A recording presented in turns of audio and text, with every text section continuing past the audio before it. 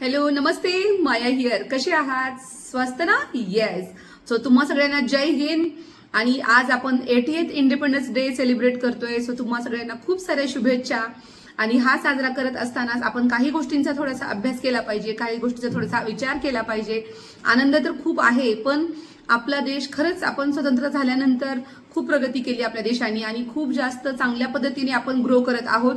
पण त्यासोबतच आपल्या ज्या काही चुकीच्या सवयी आहेत, चुकीच्या गोष्टी आहेत, ज्या आपण सोडल्या तर आणखी आपला देश उंचीवर जाऊ शकतो. या गोष्टींकडे आपण थोडंसं बघितलं पाहिजे. सो दुसऱ्यांच्या गुलामीतून तर आपण बाहेर पडलेलो आहोत. आपल्यावर इंग्रजांचं राज्य होतं. इंग्रज आपल्या देशातून निघून गेलेले आहेत आणि आता आपल्या देशाचे ओनर किंवा आपल्या देशाचे मेन मूळ मालक जे आहोत ते आता आपण स्वतः आहोत.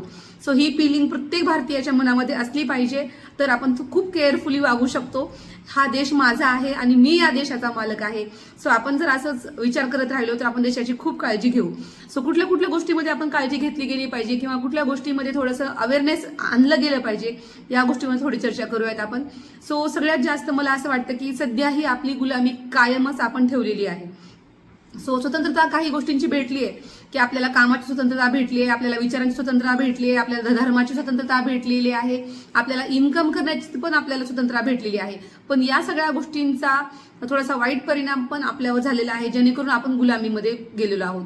सो कुठल्या कुठल्या गुलामीमध्ये आपण सध्या आहोत, सो हे आपण बघूयात. सो पहिल्यांदा आपण जे आपले गुलाम झालेलो आहोत, आपल्या सवयींचे झालेलो आहोत.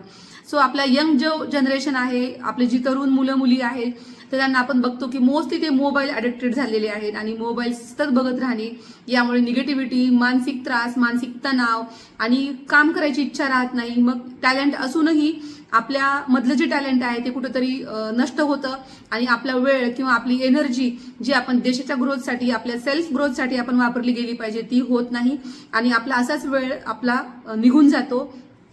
ही आपली गुलामी आहे की आपण मोबाईल ॲडिक्शन आपलं झालेलं आहे. तर हे आपल्याला कमी करणं गरजेचं आहे. प्रत्येकाला कळतं हे मला कमी करायचे पण होत नाही. तर तुम्ही नक्कीच मला कॉन्टॅक्ट करू शकता. मेंटल हेल्थ आणि आपल्या ज्या काही सवयी आहेत त्या आपण सोडवण्यासाठी आपण नक्कीच मदत करत असतो. सो दुसरं आपण ॲडिक्ट झालेलो आहोत आपल्या मेडिकेशनचे.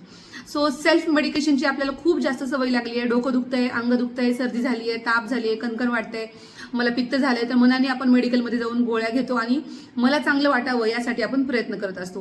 पण आपल्याला माहित आहे का आपण जे मेडिकेशन घेतोय त्याचे इफेक्ट आपल्या बॉडीमध्ये काय होत आहेत, आपल्याला हे माहीत नाही. फक्त यामुळं मला बरं वाटतंय म्हणून आपण हे सगळ्या गोष्टी घेत असतो.